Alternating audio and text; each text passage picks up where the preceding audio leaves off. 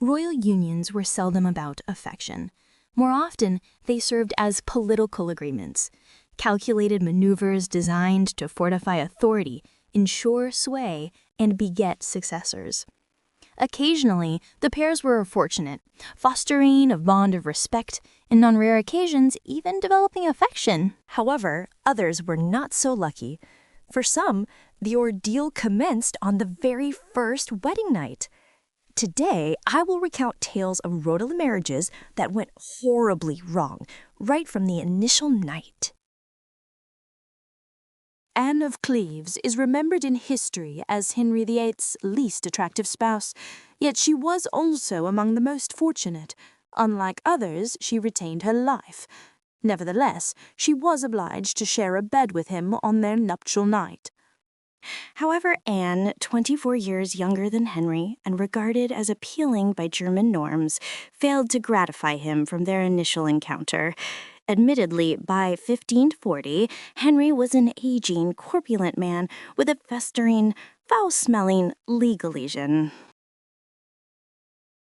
Nonetheless, Anne wasn't necessarily the root of the problem. More plausibly, Henry's animosity was directed at Thomas Cromwell, who had orchestrated the match.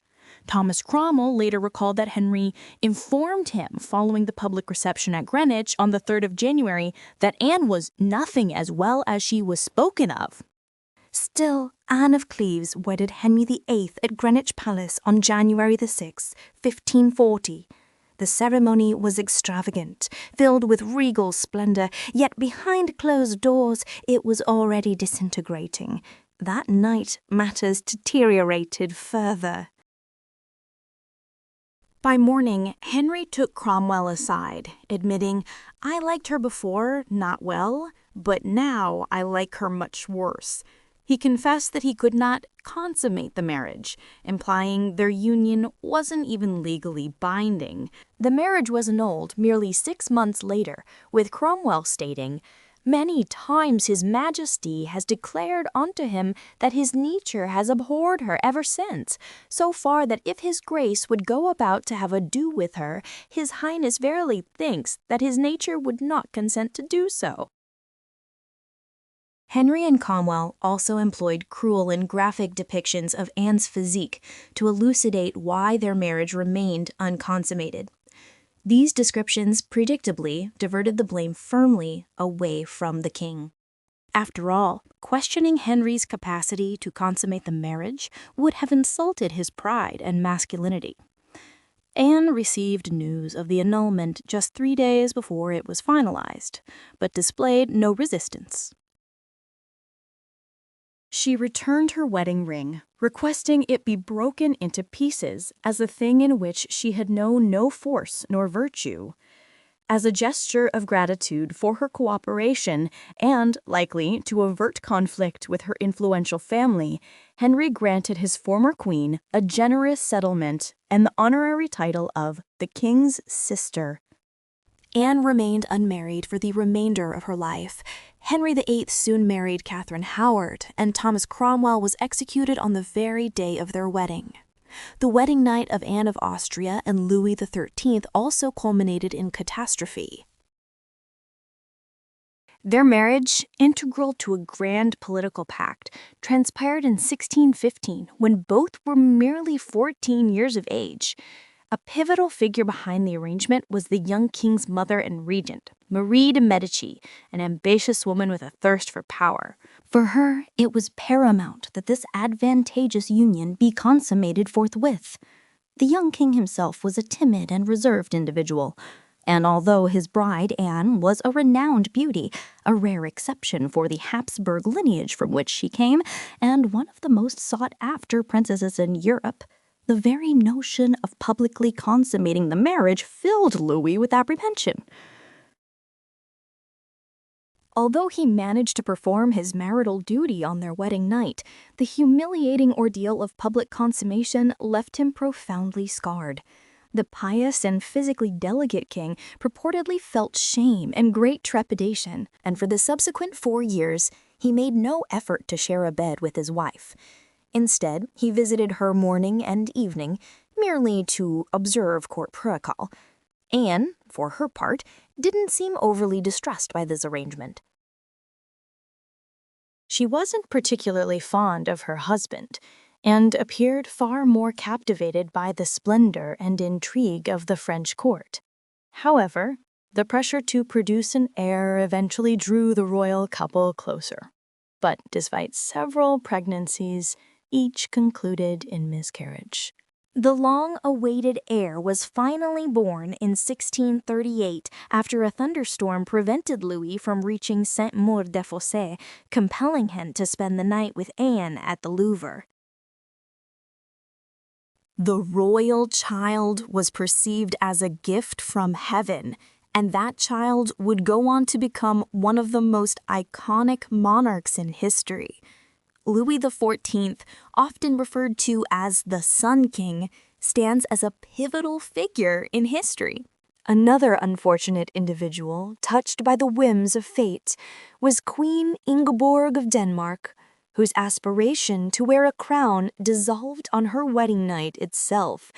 However, her destiny was laden with even greater tragedy and despair. Ingeborg's betrothal and his scheduled nuptials with Philip II Augustus were initially integral to a political maneuver aimed at seizing the English throne. Nevertheless, by the time the bride eventually arrived, following a protracted 6-month voyage, the overarching strategies had shifted considerably. Her presence was no longer deemed necessary, nor was she particularly desired.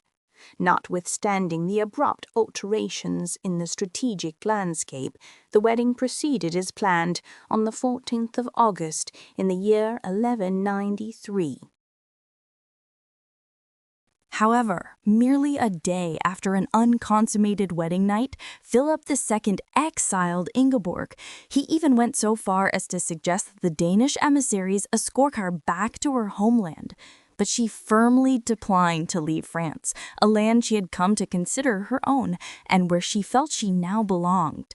By the 5th of November, the king had successfully obtained an annulment of the marriage and swiftly remarried, seeking to secure his dynastic future through other means.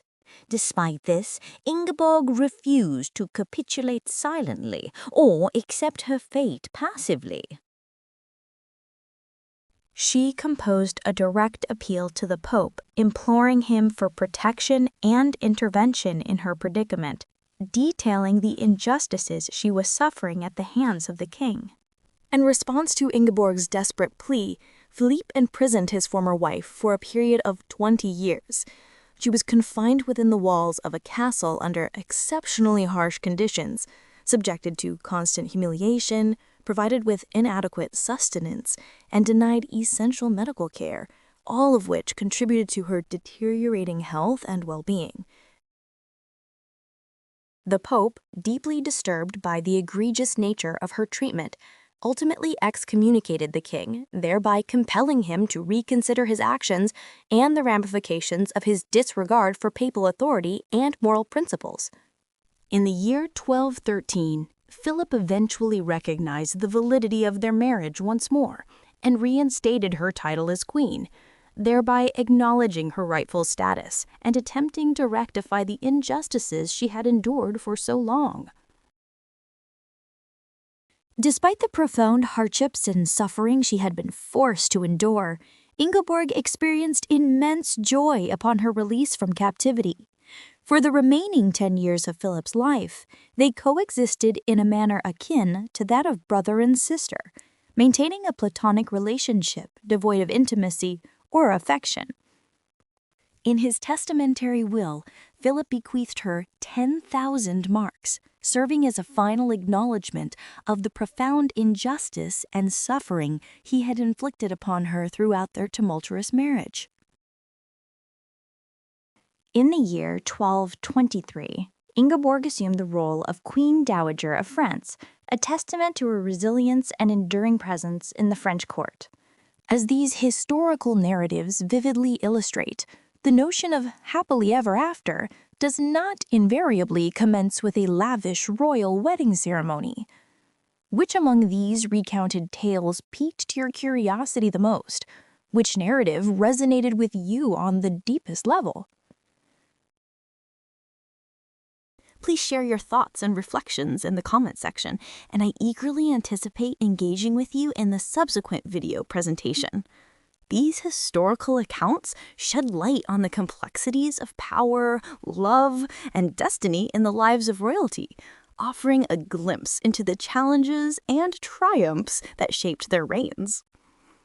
The stories of Louis XIV and Queen Ingeborg serve as compelling reminders of the intricate tapestry of history and the enduring impact of individuals on the course of events. Their experiences continue to captivate and inspire, prompting us to contemplate the vagaries of fate and the enduring human spirit. It is through these narratives that we gain a deeper appreciation for the past and its relevance to our understanding of the present,